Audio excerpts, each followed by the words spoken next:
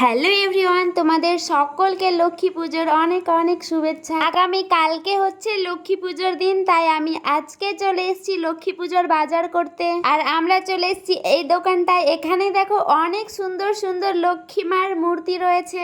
এখান থেকে আমরা একটা মূর্তি নিয়ে নেব। তো দেখো আমার বর মশাই পছন্দ করলো এই মূর্তিটা, কেমন লাগছে তোমরাও আমার তো খুব পছন্দ হয়েছে আমার বরের পছন্দের লক্ষ্মী মার মূর্তিটা। তারপর দেখো আমি লাল টুকটুকে রঙের লক্ষ্মী মার জন্য একটা মালাও নিয়ে নিলাম। তারপর হচ্ছে ঘটে দেওয়ার জন্য কাপড় লাগবে, লাল কাপড়, সেগুলো আমি বৌদির কাছ থেকে সকালেই জেনে নিয়েছি যে লক্ষ্মী পুজো করতে কি কি লাগে। তো বৌদি আমাকে বলেছিল যে এই সব জিনিসগুলো লাগে। তো এখন বৌদির কথা মতো সব জিনিসগুলো আমি নিয়ে নিচ্ছি। আর তোমরা কারা কারা লক্ষ্মী পুজো করছো, তোমাদের কি বাজার করা হয়ে গেছে আমাকে একটু কমেন্ট করে জানিয়ে দিও। তারপর আমি মা লক্ষ্মীর জন্য সুন্দর সুন্দর ছোট ছোট দুটো শাখাও নিয়ে নিচ্ছি। বৌদি বলেছে যে এগুলোও লাগবে, তো আমি পছন্দ করে নিয়ে নিচ্ছি, আমি আর আমার বর।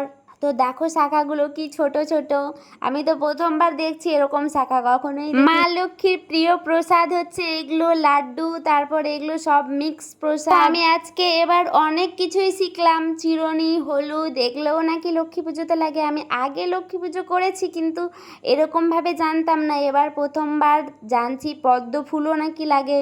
তো সব কিছু নিয়ে নিলাম, তার সাথে একটা ছোট্ট মাটির ঘটও নিয়ে নিলাম। তো দেখো আমার বাজার করা প্রায় কমপ্লিট হয়ে গেল।